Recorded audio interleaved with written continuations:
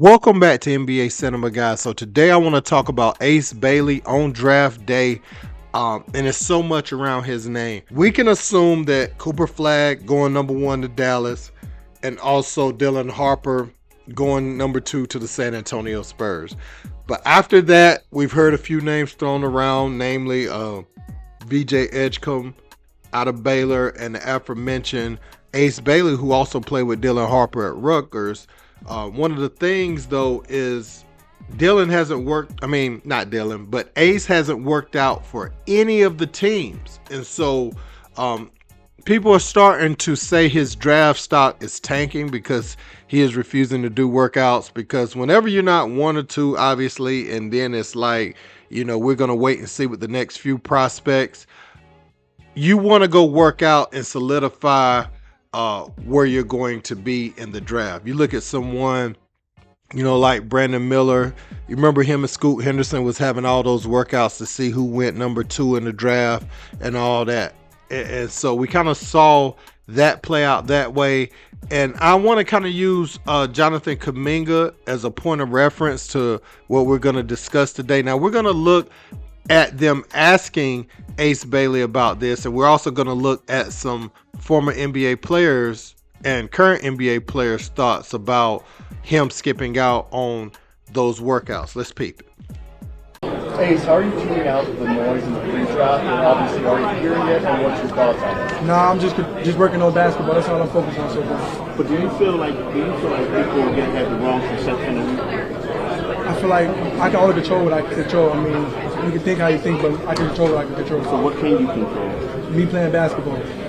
But you could have controlled going with the workout. So. I'm focused on basketball. That's my decision. It's basketball. If I'm Ace Bailey, I can't get mad if my stock drops. He's canceled all workouts. Like, he hasn't worked out for any team. Not one team? No. That's crazy. He hasn't worked out for any team. He's tripping. I think they made a big deal because we were scheduled to work him out and he canceled the day up, but he hasn't worked out for any team. But you're not in a position to be making those demands. Make it to the league first. Do you think that's him or the people around him? It's for sure the people around him. Gotta be, right? For sure the people around him. I don't think they're going about it the right way. That, again, it just seems bold. That's a kid that's been paid in college, bro. I got money. I don't care. Like, I would tell you where I want to go. Yeah, I got money now. This is a business. If I'm going to put my money behind you, I need to know that you're going to represent us well. It's almost the me before the team before he's on a team. He's not wrong for wanting to be a number 1 option. I'm with him all the way. The way of going about it is just not right. Reports out there's a draft prospect that passed on a workout with the Hornets because they don't want to play with LaMelo Ball, which I find interesting because that's a very specific reason to not work out with a team. Who is it, though? I mean, it's a kid. I'm probably not going to tell us. Why are we talking about him then? Because, I mean, the fact that there are people out there that are saying, I don't want to play with LaMelo Ball, I find that very interesting. That's what I'm saying. Hasn't even gotten to the league yet. Like, who has the let me find my word here while we on that TV. Should also not but get who has the gall to be in college and say, I don't want to play with this guy? You better worry about your future. Right. Okay, so let's start there. Let's start there. You better worry about yours. Do you have an issue? You can even play. Right. You got to prove yourself. You most likely won't play early anyway, so you're not going to play with LaMelo Ball anyway. So it's like, why are you worried about someone else? And I get like fit in situations. But is it not fair to... Unless it's Ace Bailey, put an address on it. That would be amazing if it was Ace Bailey. Put an address on it. It's just crazy. I would go work out for a team when we were coming out just to get the NBA socks and the shorts. Now these dudes are ducking workouts over like fit and stuff. I just wanted the gear, but I wouldn't turn down a workout for nothing. No chance. It's part of the experience. You work your whole life to go through this process, this experience. Trust me. But what if you look? It's first of all, let's look at it through the eyes. It's their first job. I think I had 25 workouts though, and I loved it. I loved the whole process of it. I had 9. Yeah. And 2 of them were with the same. So we're mad at the kid for not wanting the. We're not mad that LaMelo Ball's proven to be somebody that people don't want to play with. Beetle, it's like you coming out of school and saying, I'm not interviewing for CBS. So let's bust this down right quick.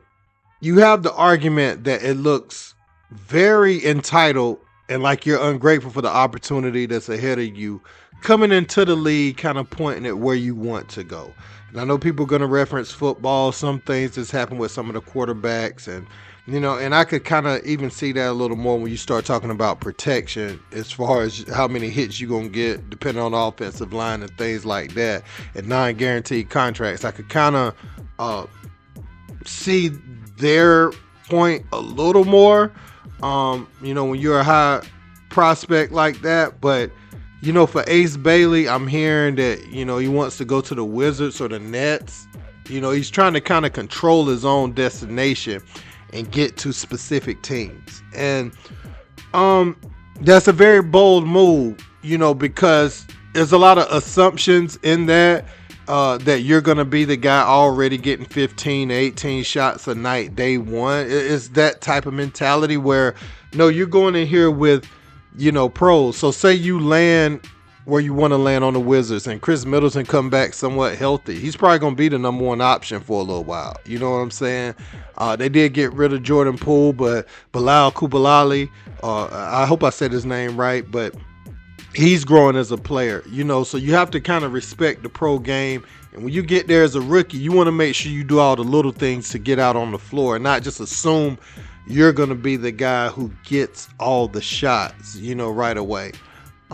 Because I think his athleticism, his length, and his tools, he has a chance to be special on both ends of the floor with the right development.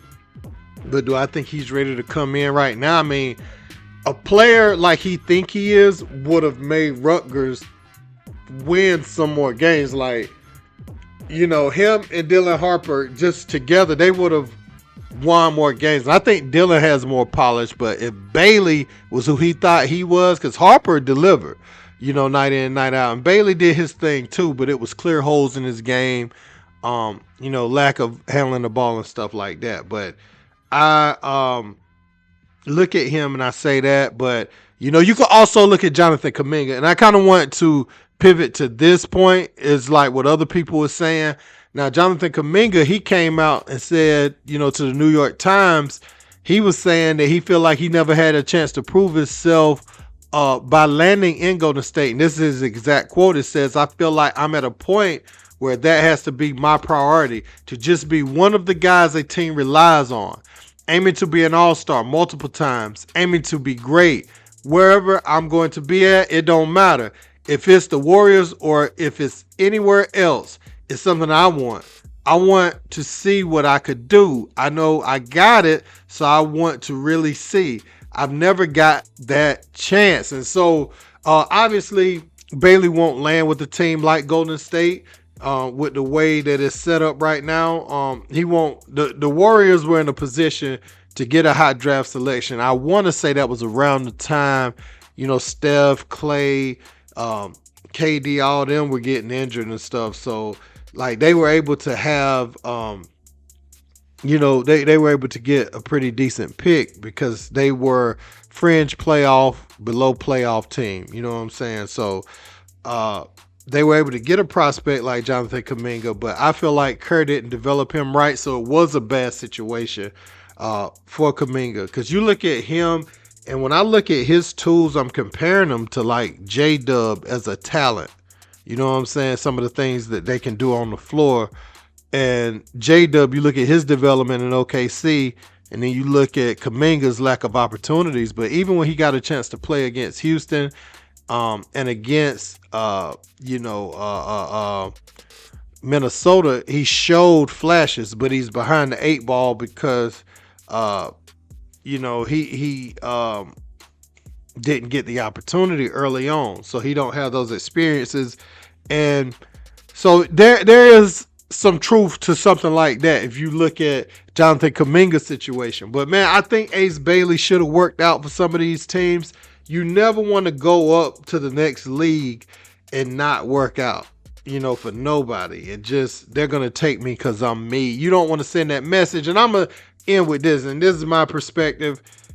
It's funny how the league could go, right? You say you don't pan out, but a team you interview with in the draft saw something in you, you worked out for them, and they like, yeah, he didn't work in that system, but I still believe in the kid. They just selected him on draft day, but we really wanted him. So, yeah, let me trade for him while he's still young if it's not panning out where you land at.